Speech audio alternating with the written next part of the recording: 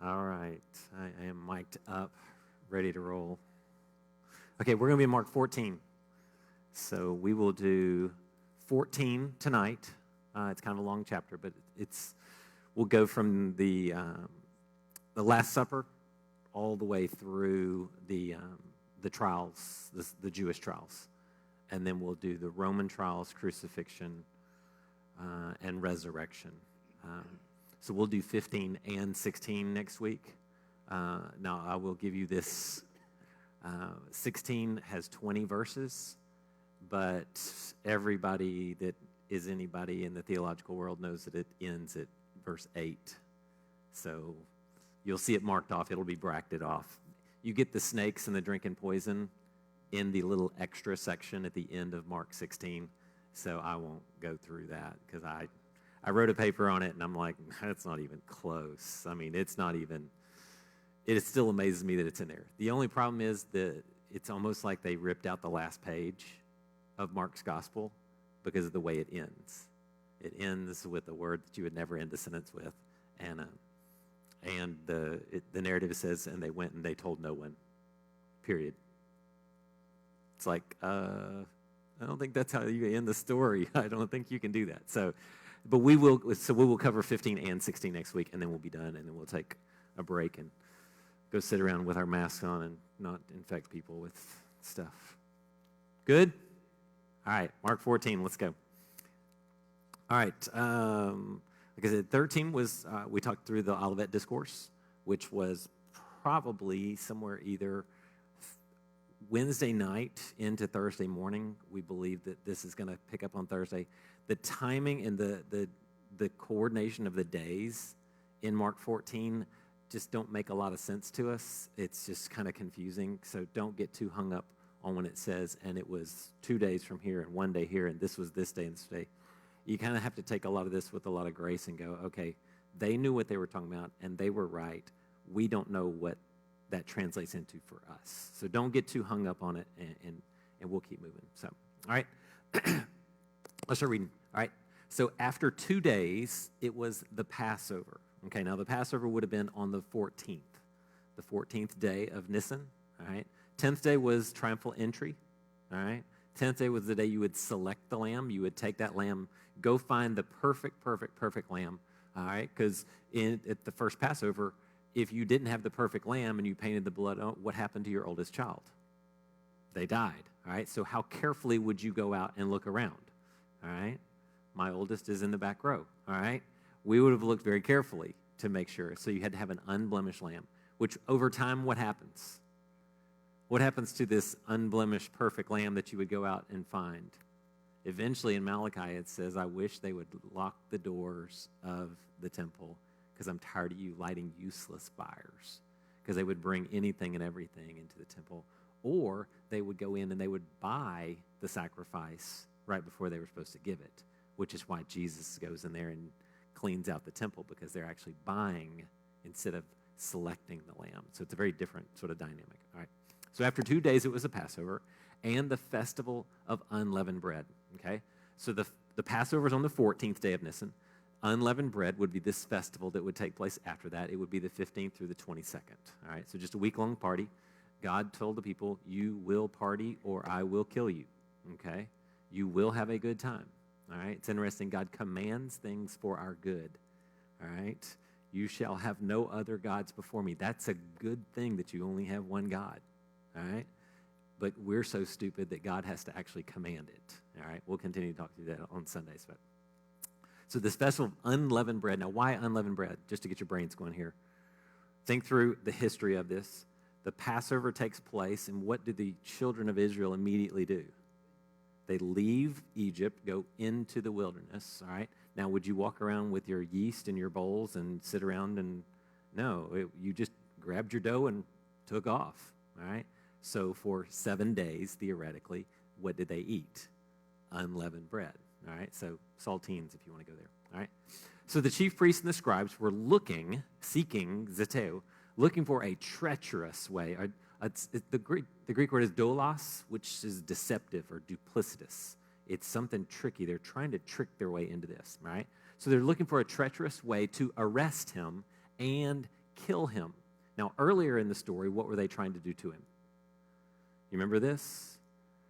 They were always trying to trap him. They were trying to destroy him, apolumai, all right, which could mean destroy his reputation or could mean literally physically destroy him, okay? But now Mark, through Peter's eyes, is very specific. They want to arrest him and kill him. Apoktenos, all right? Kill. It's just a real simple word, all right? But look at the caveat in verse 2. Not during the festival, they said, or there may be rioting among the people. If they're worried about rioting, they are what? They are afraid of the people. And what happens all the time? Always, the leaders are always afraid of the people, which always makes you make bad decisions, all right? Now, whose decision was that? Let's don't have it during the festival because people may riot. But what happens? When is Jesus killed? During the festival. I mean, literally on Passover day, all right, which would roll right into the Feast of Unleavened Bread. Was there any rioting? No. All right? The reason and the way they did this kind of prevents that. We'll get into that just a little bit, okay? Now, verse 3 gets interesting here because verse 3, it says, while he was in Bethany. Now, the question is, well, when was he in Bethany, okay? Because once you get later on in the week, we talked about the Olivet Discourse last week, all right? So he taught all day in the temple complex, right? And then he went where for the evening? The Mount of Olives, all right? This is where we have the Olivet Discourse. Earlier in the week, he would do what? He would come into the temple complex, and then he would do what? Retreat back to Bethany, all right? Probably the home of Lazarus, Mary, and Martha, okay? So we have that sort of back and forth for sort of Monday, Tuesday, maybe even Wednesday. But beyond that, he's just going to the Mount of Olives, finding a place to sleep, getting up, coming back into the city. So verse 3 starts with, while he was in Bethany. So what you're going to see here is a break in the chronology, and it kind of goes back a couple of days. John's gospel even implies that this was the week or the days before the triumphal entry, all right? So it could take it back all the way to sort of a Friday, Saturday before, so a week before Christ is crucified, okay? So while he was in Bethany, at the house of Simon. Say it again.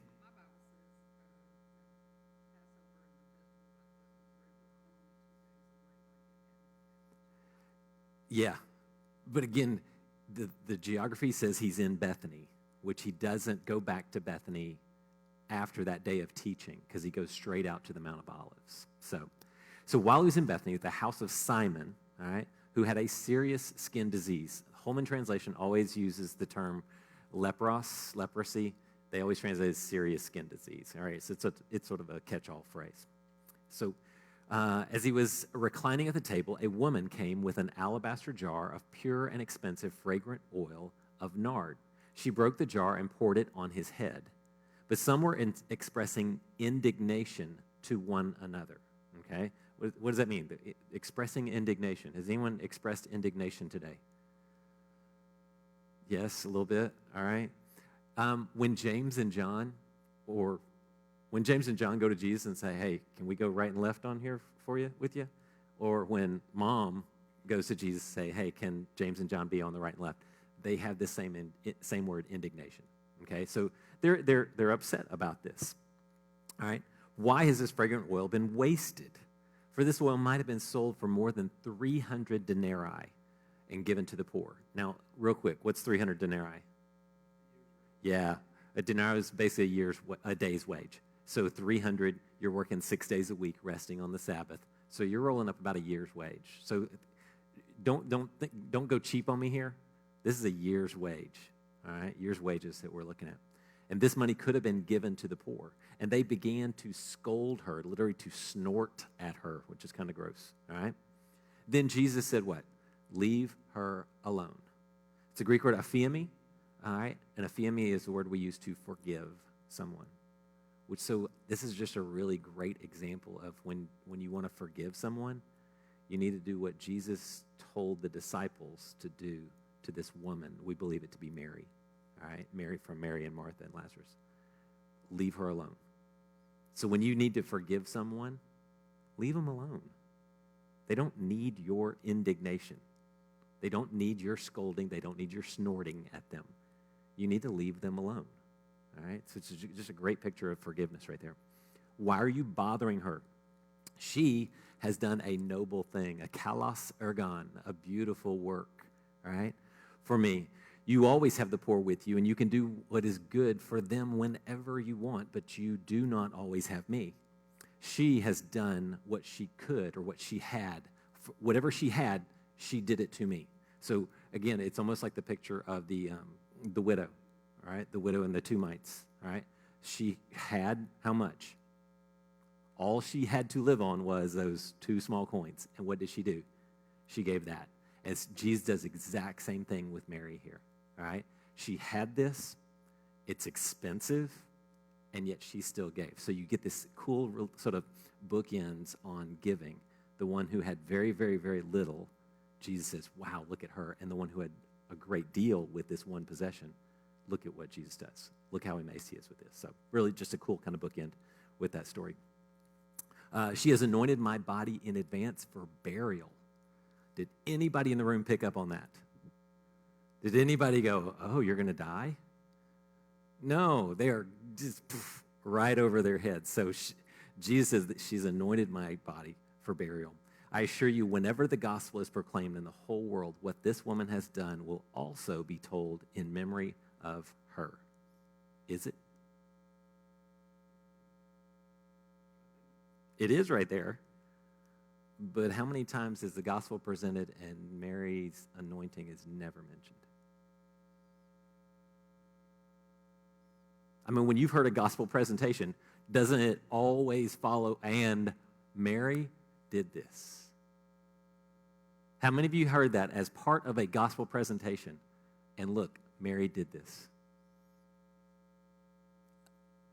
Few to occasional, rarely. All right, which box are you checking here? All right, always, rarely, few. Very rarely is it told. So what is the story? She took all she had and gave it. All right, and so the gospel, the response to the gospel is what? You take all you have and you give it. All right, and in the midst of all this, she prepared him for his burial with this sort of thing. So always want to question our motives on this and our actions on this. When we present the gospel, when we understand the gospel, when we contemplate the gospel, when we meditate on the gospel, do we go to Mary and say, look how she responded to the gospel? Look how she responded in her own life, okay? Verse 10, then Judas Iscariot, one of the 12, went to the chief priests to hand him over to them. And when they heard this, they were glad and promised to give him silver. So he started looking for a good opportunity to betray him. A eukairos, eu meaning good, kairos meaning season. So he's looking for an opportunity here. Now, what happened? What was the original statement? When do we want to arrest him and kill him? Or when do we not want to do that? We don't want to do it during the festival because there might be rioting. Judas, at this point in the story, decides, I'm out. I'm going to turn him over. Why? Judas was the one who was complaining, according to John's gospel, all right, who's writing this probably 20, 30 years after Mark writes this, all right? John outs him and says Judas was the one who was complaining. So Judas has this complaint. John also says Judas was the one who was stealing out of the bag, all right? So Judas may have thought, well, we should have sold this, and I could have put 300 denarii in my pocket, and John calls him a thief, right? So there's some motives here. So you see the motives going on. Now, here's the thing. Can they go according to the chief priests and the scribes' plan of not during the festival?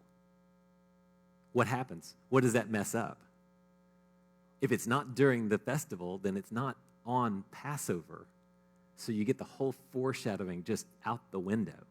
So we have all of these events kind of pushing this moment in time. So Judas takes this occasion to go, I'm out, I'm going to go betray him. And God's going, yep, right on time. It's exactly when we're going to do this, even though they did not want to do it during Passover. All right? 12, on the first day of Unleavened Bread, when they sacrificed the Passover lamb, his disciples asked him, where do you want us to go and prepare the Passover so you may eat it? So he sent 2 of his disciples and told them, go into the city, and a man carrying a water jug will meet you. Follow him. Wherever he enters, tell the owner of the house, the teacher says, where's the guest room for me to eat the Passover with my disciples? He will show you a large room upstairs, furnished and ready. Make the preparations for us there." So the disciples went out, entered the city, and found it just as he had told them, and they prepared the Passover. Okay? Now, what would be odd about a man carrying water? That was woman's work, all right?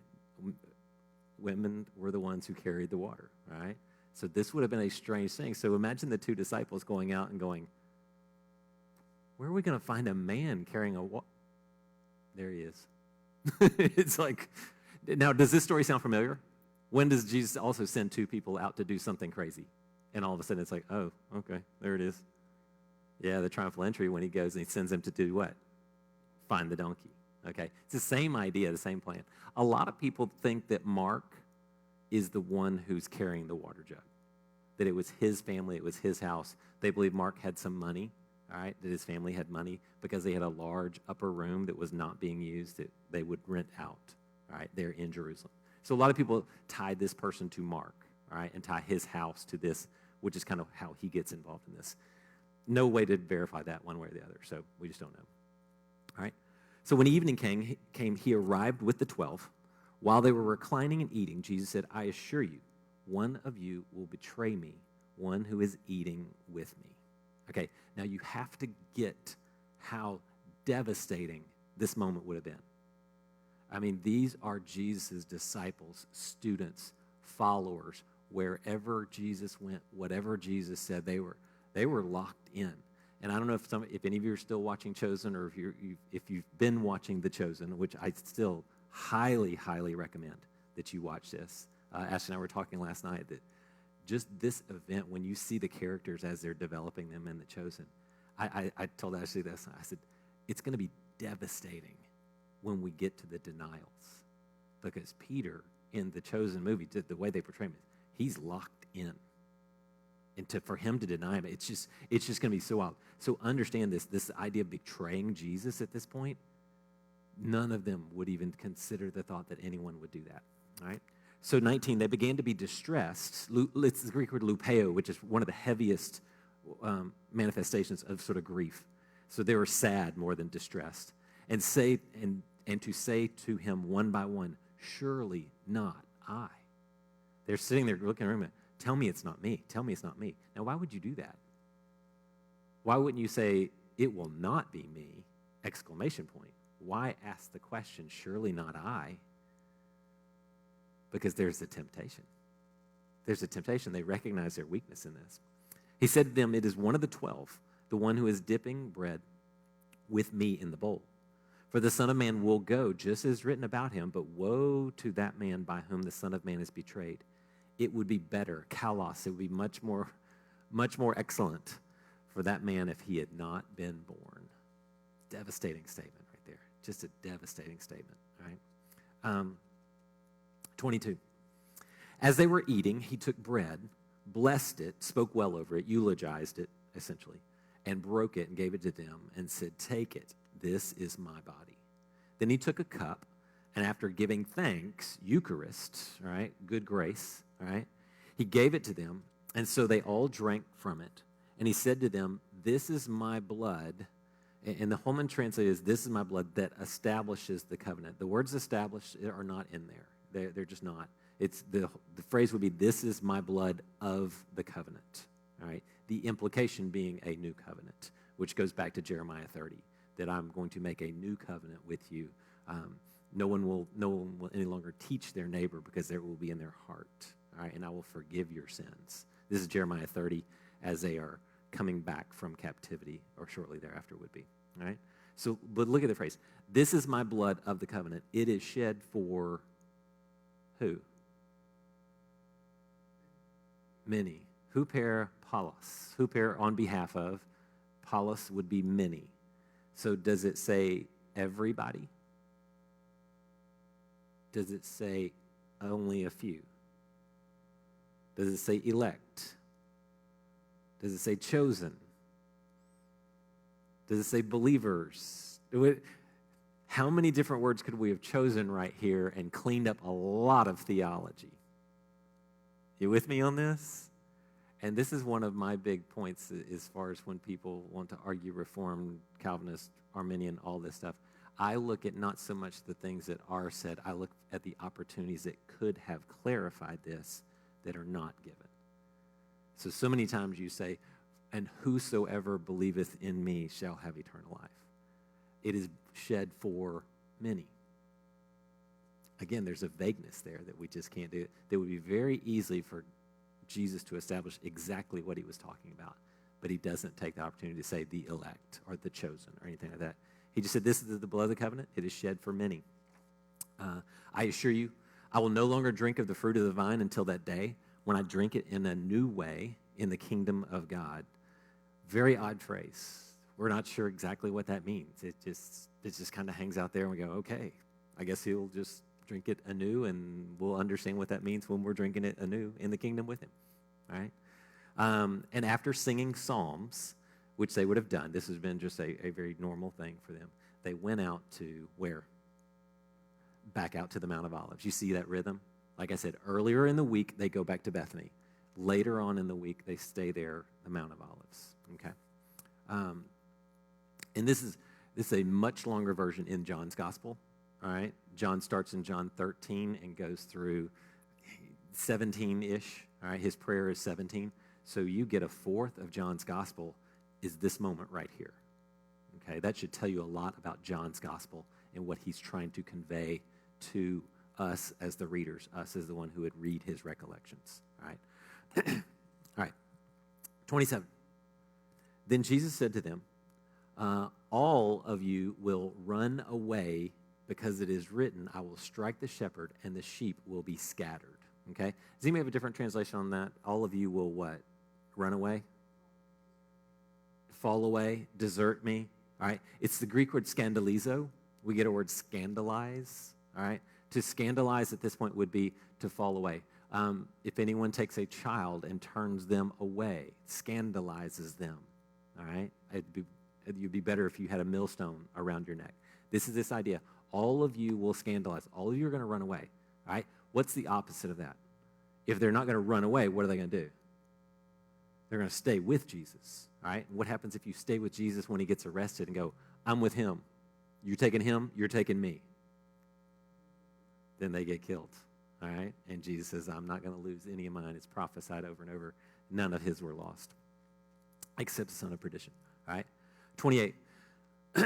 But, so he quotes this, all of you will fall away, will run away, will desert me, because it is written, I will strike the shepherd, and the sheep will be scattered. That's Zechariah 13:7. You can probably see that in your notes.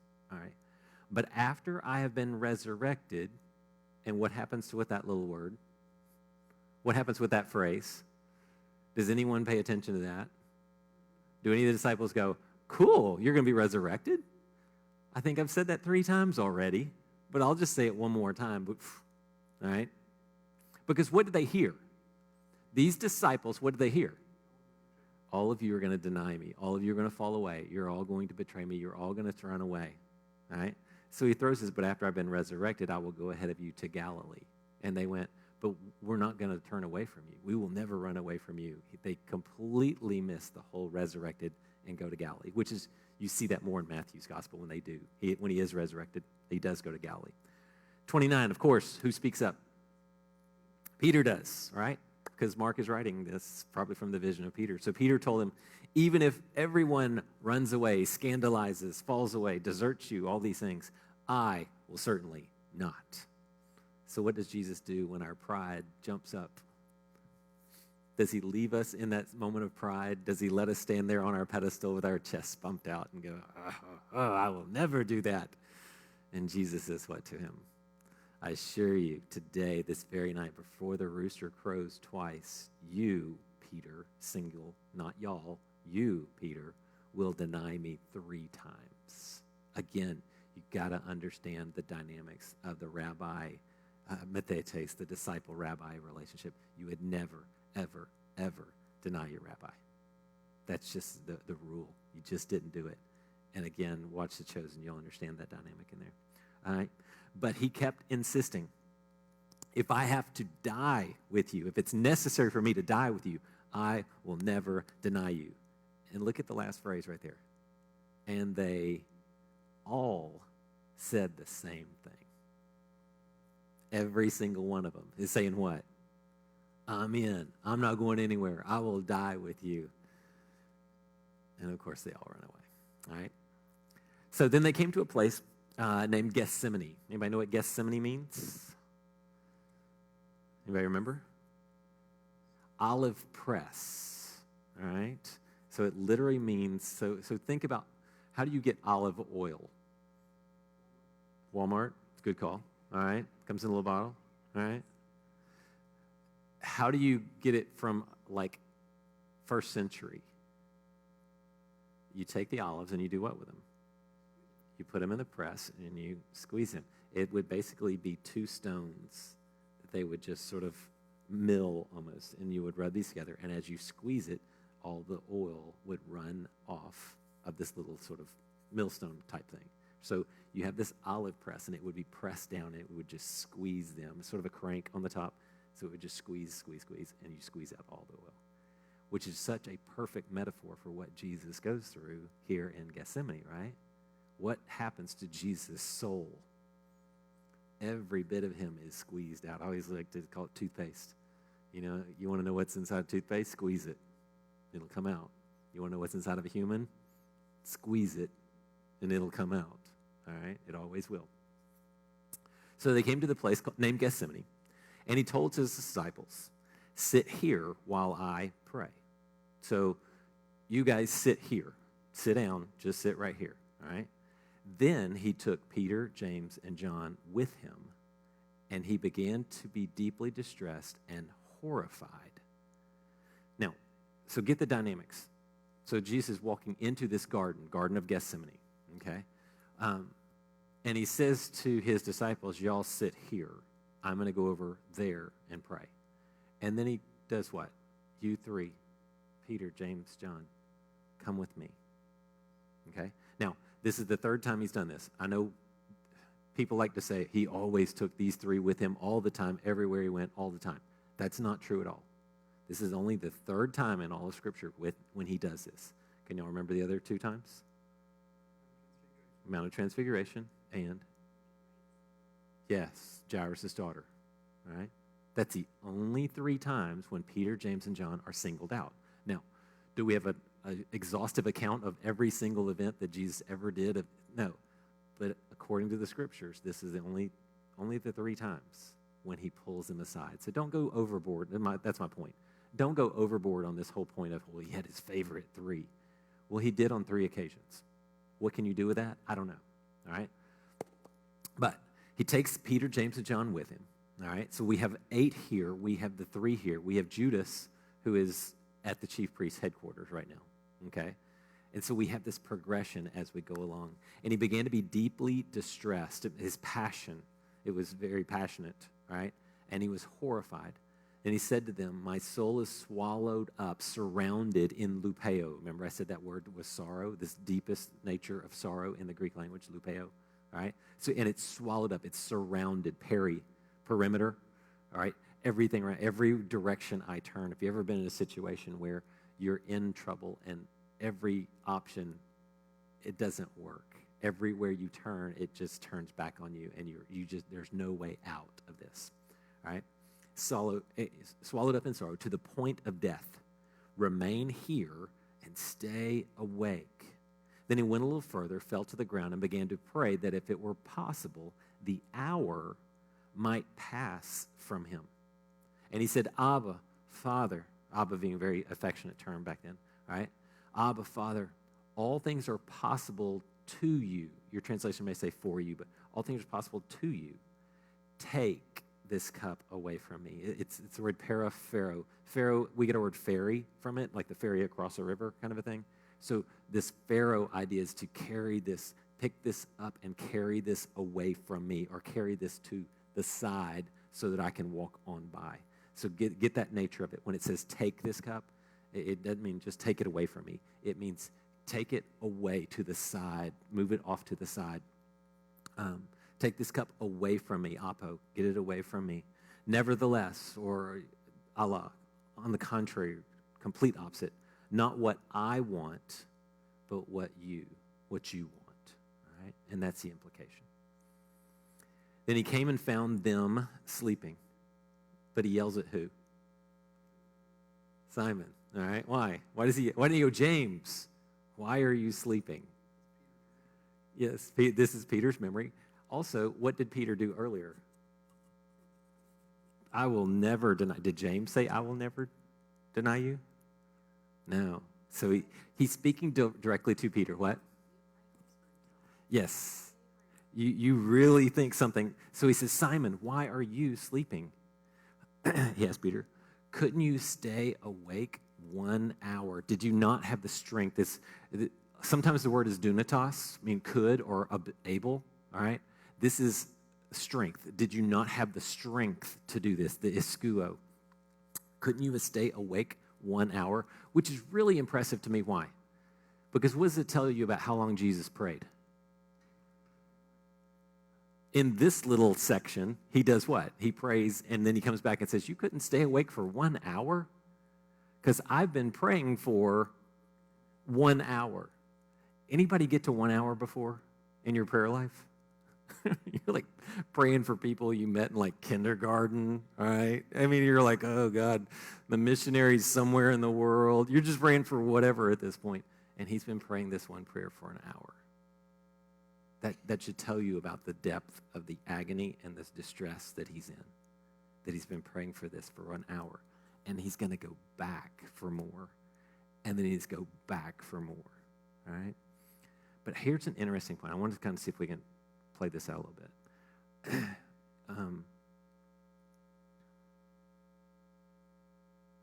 Where'd I go? He found them sleeping. 38. Okay, here we go. That's where I was going. Stay awake and pray so that you won't enter into temptation. The spirit is willing, or it's passionate about this, but the flesh is weak, asthenos. It has no strength to it. Was that just a principle in the moment, or was this a principle that he was setting up as far as temptation is concerned? Peter, if you will stay awake and pray, you will not enter into temptation. Because you mean well, but your flesh is not able to handle this. But if you'll stay awake and pray and prepare yourself for this moment, you'll do okay. But what does he do? Jesus goes away, prays some more, and what happens? Jesus comes back and finds him what? Sleeping. Does that indicate what's going to happen 3 hours later, 2 hours later? His failure in the garden led to his failure in the courtyard. He did not prepare himself well. He did not prepare himself for a battle that Jesus told him was coming, which is a really interesting thing of just the providence and the foreshadowing and the predestination idea of God's character. That Jesus told him, you will deny me 3 times. Now, if I'm Peter and I want to avoid that, what do? I'm out of here. Well, I'm out of here. I'm going to go home. I'm just going to sit in my closet and not deny him, not put myself in that position. But yet Peter does what? He puts himself in the position to fulfill the predestination that Jesus already said. Why? Because Jesus has already seen it, right? He has perfect foreknowledge of things that are going to happen, right? That's just an aside. That stay awake and pray so that you won't enter into temptation. And I think we can take that into 100 different directions. Why? Because the Spirit is willing. We're all good folks in here. We all want to do the right thing. We all want to do God's will. In here, what happens out there? The Spirit is willing. It's prothumos. It's passionate about doing the right thing. But the flesh, when we get out there in the moment, it reveals our actual strength, not just our passions. Right? 39. Once again, he went away and prayed, saying the same thing. And when he came again, he found them sleeping because they could not keep their eyes open. Does anybody have a different translation on that? Eyes were heavy. Yeah, we get that phrase. It's sort of a euphemism for this. And they did not know what to say to him. I wouldn't either. I mean, think about it. Jesus just said, stay awake so that you won't enter temptation. Okay, I got it. It's like me going to sleep. I put my head on the pillow, boom, I'm gone. All right? No doubt about it. I'm out. All right? And I think this is why? Because their eyes were heavy. Why are their eyes heavy? How do your eyeballs get heavy? What's the euphemism? They're tired.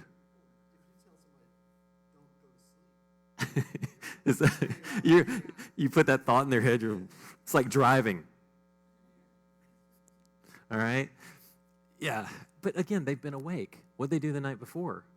Jesus teaches all day in the temple, and they go straight out to the Mount of Olives, and Peter, Andrew, James, and John do what?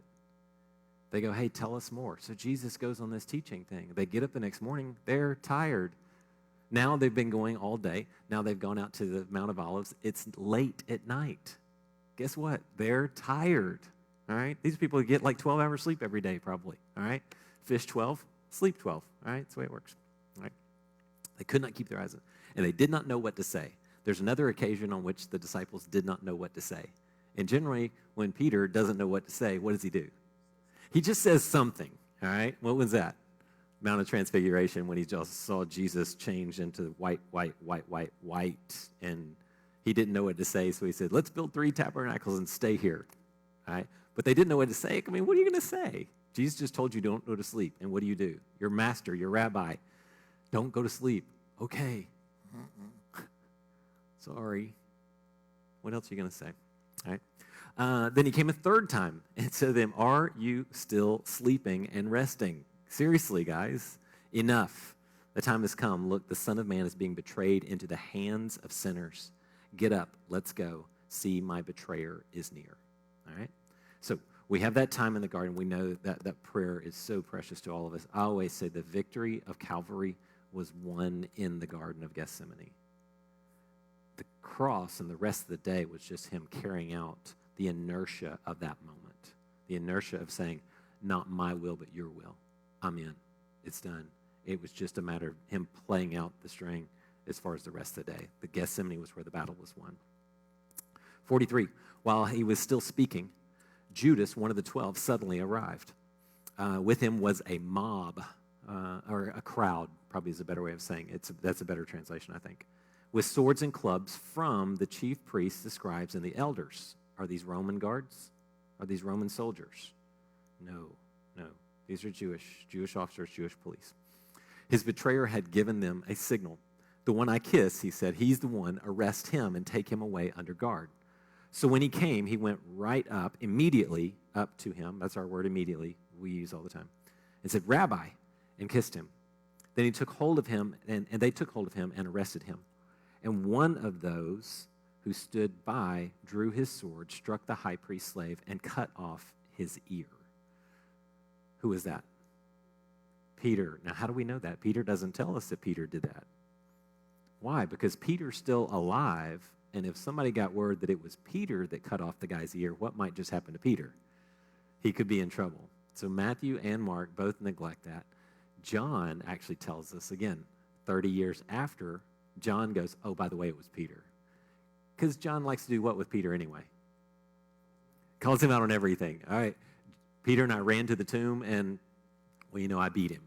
So, all right, so we get a little bit of that play. Who tells us that Jesus heals the ear? Why? Why would Luke give us that information? Christy, why do you think? Because he's a doctor. Which is really cool also because it doesn't say, and Jesus picked up his ear and put it back on. It simply says, and he touched his ear and healed it. So if you go to Jerusalem, somewhere in the Garden of Gethsemane, there's an ear on the ground somewhere. Kidding, I don't know. But that would be funny if you're, hey, what is this ear? I'm sure somebody, hopefully after 2,000 years, I would hope it's not there anymore. All right, but imagine being Malchus, the guy who's got his ear cut off, and you feel your ear, and your ear is gone, and all of a sudden Jesus walks over to you and goes, boop, and all of a sudden your ear's back again. What do you do the next day when the chief priests are trying to crucify this guy? Are you in on this? Crucify him. What do you say? Malchus, what do you say? I can't hear him. Now, imagine how this messed him up. All right, very interesting. I always want to find all these obscure characters in the Bible and find them at the cross. Find the woman at the well there. Find Bartimaeus. Find all these guys and just have them at the foot of the cross somewhere. or get word. The shepherds. I remember when that guy was born 30 years ago, and now they crucified him. I remember that guy. I just think that would be a beautiful picture. Somebody should paint that they know what they're doing. Or they should do that with The Chosen.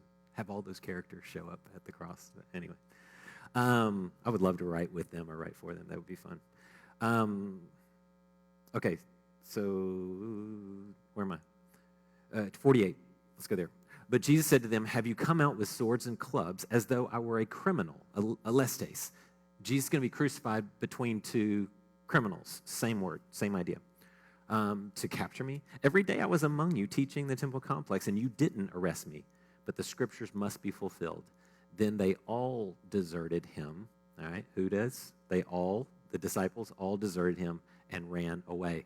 Literally, here's a cool, interesting bookend. What happens when Peter, Andrew, James, and John are called to follow me? What do? They dropped their nets. They deserted their nets. Ephiemi, they let them go. And now what happens at the bookend? So that they're calling, I always go backwards. At their calling, they drop their nets. And in this moment in time, what do? They drop Christ.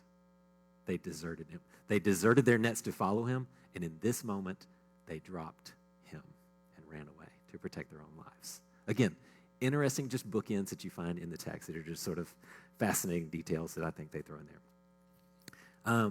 51. Now a certain young man, here's another Mark throw into the story. Now a certain young man having a linen cloth wrapped around his naked body was following him. They caught hold of him, but he left the linen cloth behind and ran away naked. A lot of people think that's Mark going, written by Mark. This was me. All right, I was the naked guy running through the Garden of Gethsemane. All right, who knows? Again, we don't know. But who else would put that in the story? Is Peter going, and I remember naked guy running around in the garden with us. So a lot of people think Mark kind of throws himself in the story. All right, 53. They led Jesus away to the high priest, and all the chief priests and elders and scribes convened. All right, what would you call this group? Chief priests, elders, scribes, we call them what? Sanhedrin.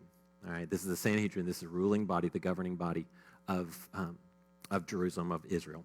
All right, Peter followed him at a distance, right into the high priest's courtyard. He was sitting with the temple police, warming himself by the fire. Okay, all Mark's doing right here is just setting the scene. All right, so Jesus is led away to the house. Peter follows him at a distance. He goes in and he sits beside him. All right, leave him there. Move over to in the high priest, or the chief priest, the high priest courtyard. It was a big deal. Right, this is not some small little house. This was a pretty big area. They would move him around. They would have courtyards out there. So it was a distance, but not too far. 55.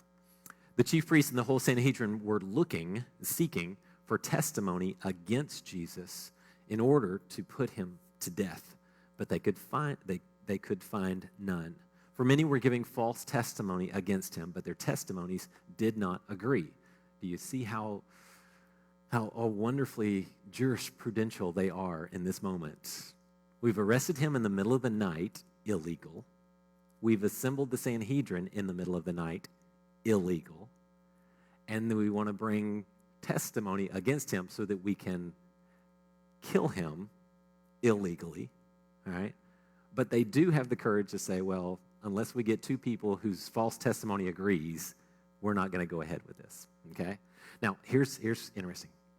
57. Some stood up and were giving false testimony against him, stating, we heard him say, I will demolish this sanctuary made by human hands, very important right there, human hands, and in 3 days I will build another not made by hands.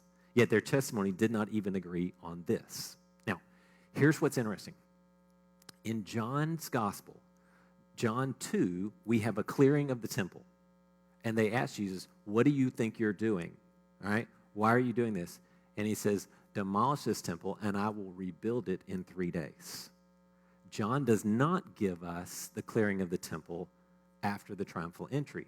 John's is very early on in his gospel, all right? But he never gives us a second. Everybody else has the clearing of the temple when? at the end, like 3 days before he's going to be crucified. Now, they're saying this testimony, I will demolish the sanctuary and I will rebuild it in 3 days. Now, did they remember that 3 years ago or 3 days ago? This is why I would argue that John's story, when he puts it in John 2, probably should be over here and not way over here at the beginning. So a lot of people have him having 2 clearing of the temples. I can't agree with that because of this statement. Destroy this and I will rebuild it in 3 days.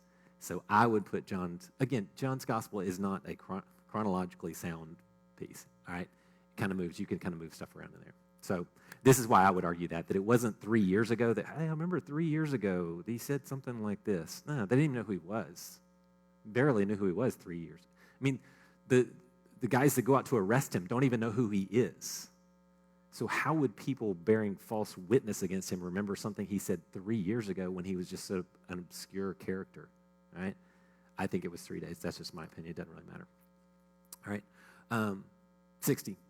Then the high priest stood up before them all and questioned Jesus, don't you have an answer to what these men are testifying against you? But he kept silent and did not answer anything. Why? What charge have they brought against him? None. So it's almost they're going, why don't you confess already? Because we can't find anything against you. We can't find any evidence to throw at you, so just confess here. Again, the high priest questioned, are you the Messiah? Are you the Christ, the Son of the Blessed One? Now, you have to pause right here, all right? You cannot read verse 62 yet. You have to pause here and let this question sit there in the air, all right? Because they're doing all this commotion. They're going, well, I heard him say this, and I heard him say this, and, well, I think he said this, and I think he said this, and they're all over the place. And the high priest is like, aren't you going to answer? So at this moment, there's silence. Aren't you going to answer anything that we're throwing at you? He just stays silent. And then the chief priest, the high priest, says, are you the Christ, the Son of the Blessed One? And what happens in this moment? When that question gets thrown on the table, what does everybody in the room do? Do you feel the silence? Did he just ask him if he thinks he's the Christ? Because if he answers, we got him. And I think Jesus, knowing full well he does not have to answer this question. You had the right to remain silent in Israeli jurisprudence, okay? You still have that, okay? I think he takes a deep breath, and he goes, when I say yes, they're going to convict me. And what you have is Jesus literally committing the crime of blasphemy on the witness stand. In their eyes, of course. So Jesus steps back, and he could have remained silent, but he didn't. Why? For me. He could have just stayed silent and gone, you got nothing on me, and walked right out the door. But again, I think he takes a deep breath. He goes, all right, this is what I came for. This is the hour. This is the cup. This was the battle that was won in Gethsemane. I will volunteer. I will step forward. I will give my life for all of you. And in this, that's why I say you got to pause. Do not read 62 until you're ready. All right? Because then he says, I am. And all of you, plural, y'all. He was from North Israel, not South Israel, so he would have said you. All of you will see the Son of Man seated at the right hand of the power and coming with the clouds of heaven. We talked about that last week. How that was not a informative, that was a threat. Yeah, so when those heavens open up, when the sky rolls back like a scroll and you see me, that's going to be a bad day for you, all right? Then the high priest tore his robe, not supposed to do that, all right, specifically against Torah, and said, why do we still need witnesses? You have heard the blasphemy. What is your decision? And they all condemned him to be deserving of death. Interesting little point in Israeli jurisprudence, in Israeli law. You could not have a unanimous verdict. There had to be someone that would go against what everyone else was saying, or it was an invalid verdict. It was said to be too overwhelming. No one stood to defend the person. So if no one voted no, you could not have a unanimous. It would be thrown out. It would be a mistrial until somebody stepped up and defended the defendant. So this is where we get this idea of you have a right to legal counsel. This is where this comes from. It comes out of this law. So because they all condemned him, all right, which is interesting also because you have Nicodemus, who is a member of the Sanhedrin. You're saying he went along with this? You have Joseph of Arimathea, a member of the Sanhedrin. You're saying he went along with this? So the question a lot of people raise is, what kind of quorum did they have? Were all the members, all 70 members of the Sanhedrin seated? So they were all convicting him. Interesting question. I wrote a paper on this. You remember Dr. McGorman brought us up to the office that time. Scared me to death. I thought I was in trouble. I wrote a paper on the illegalities of the trial of Christ. And so this great professor, just one of the greatest professors ever at Southwestern, he calls me up to his office after I wrote this paper for him. And Ashley and I guess we were married at the time. So Ashley kind of follows me up, and I'm like sweating bullets. I'm like, I hope I didn't cite something, or I cheated, or plagiarized or something. He thinks I cheated on this. And so we get up there, and he just said, this is one of the most informative papers I've ever read on the trials of Christ. And I'm like, oh. I'm just like, scared to death. I remember just grabbing Ashley's hand going, get me out of here. Let's go. All right, before I faint. All right. But we do see a lot of those things. So they all condemned him to be deserving of death. Then some began to spit on him, to blindfold him, and to beat him, saying, prophesy. Now Matthew says, prophesy. Who hit you? Which I would have loved in this moment. Jesus gets blindfolded. They hit him, and he goes, oh, prophesy. Who hit you right then? That would be you, Jeremiah. And that would be you, Issachar. And that would be you, Jacob. Oh, don't even think about it. Just calling out names one after another and them going, I ain't hitting him, man. Because remember, the rule is don't even think around Jesus, right? So the temple police also took him and slapped him. All right, now that's the Jewish trial. All right, let's move out to the courtyard. All right. So while Peter was in the courtyard below, one of the high priest's servants came. When she, what do you do with that? A high priest's servant, when she saw Peter warming himself, she looked at him and said, you also were with the Nazarene Jesus. But he denied it. I don't know or understand what you're talking about. Then he went out to the entryway and a rooster crowed. Who's Peter afraid of? Some servant girl. Not just a girl, a servant girl. I mean, it's not like it was the high priest's daughter or somebody of prominence, somebody, a business owner. This is a slave. Slave girl comes up to Peter. And I think this is sort of an accentuation of, you're not just going to deny me in fear. You're going to deny me in fear of a little girl. So there was no confusion here as well. You know, it was the sheriff of Nottingham that came after me, and I denied it because he could have arrested me right there. It's a little girl. It's a servant girl who has no standing whatsoever, and that's who he denies Christ to. So it removes all the excuses, I think. All right, 69. When the servant saw him again, she began to tell those standing nearby, this man is one of them, but he denied it. Now, Matthew's and Luke's, they have different characters that come into play as far as who actually makes the accusation. So we can't run with it too much as far as how many times we use this little girl. And after a little while, those standing there said to Peter again, you certainly are one of them, since you also are you are also a Galilean. And the other Gospels mention what? How do they identify him as Galilean? His accent. Your accent gives you away, all right? He's from the hick town up by the lake, all right? So he's got a little redneck in him, all right? Then he started to curse and to swear with an oath, okay? Now, that doesn't mean he started cussing, okay? He's actually saying, I curse you if you do this, and I swear on my mom's life, this idea, okay? I don't know this man you're talking about. And to know someone in this society, in this culture is what? Is to be intimate. To deny that you know someone is say, I have nothing to do with that person. So it wasn't, I'm not one of his society. I don't even know him. which again, just watching The Chosen, I'm just dreading that scene because I know how horrific this scene is going to be for the Peter character in The Chosen. So I'm looking forward to it, but I'm also dreading it at the same time. Immediately, remember there's our word again. We use it all the time. Immediately a rooster crowed a second time, which again, that's Mark's kind of twist on it, the second time. The others don't have that. And Peter remembered when Jesus had spoken the word or the declaration, the rhema to him, that before the rooster crows twice, you will deny me 3 times. And when he thought about it, it's an interesting little phrase right here. Look at this last phrase in 14, excuse me. When he thought about it. Do you have different translations right there? You don't have anything before that? Remembered? Anybody else? When he thought about it, when he remembered it, it's the word epibalo, which means to throw on. It's almost like it got thrown in his face.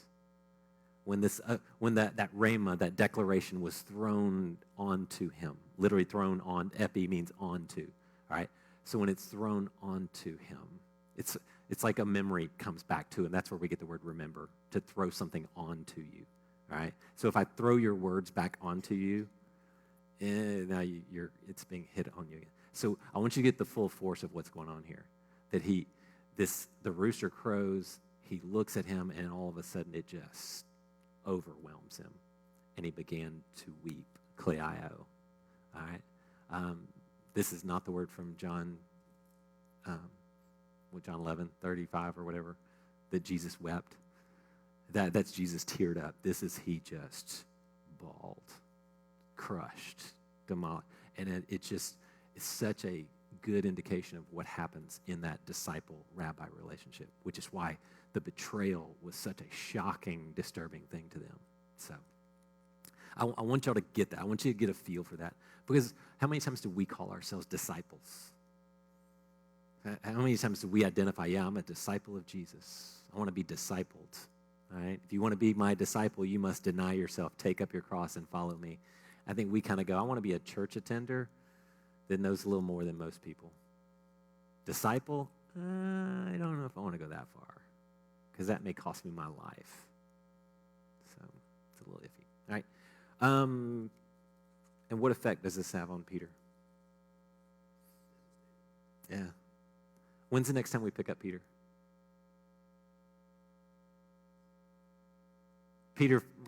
Peter's off the scene at this point. We don't pick up Peter again until the morning of Easter, when he runs to the tomb. And doesn't see Jesus again until that night. And my question is always, did he tell any of the other disciples that he denied Christ? I always wonder, did he go back and go, oh, you won't believe what I did? That doesn't seem like Peter's character to go back and be that vulnerable with them.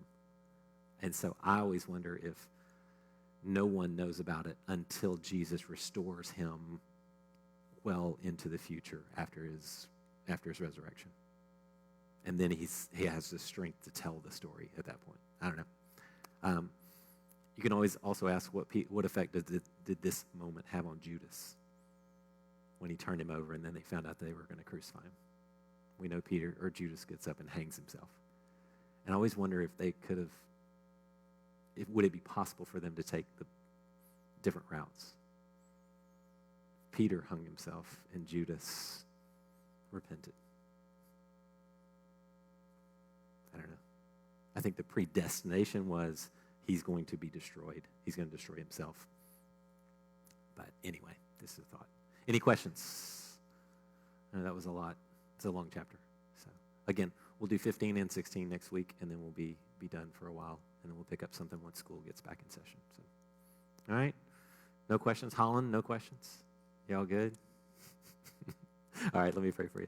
Father, thank you for letting us just sort of marinate in your word tonight. I thank you for just the beauty of all that you have done and all that you did for us. Father, we thank you that you did not remain silent, but that you voluntarily laid down your life for each one of us so that our sins could be covered, so that we could be redeemed, that we could be brought into fellowship and restored because of your love for us. So, Father, we thank you for that. And I pray all this in Jesus' name. Amen.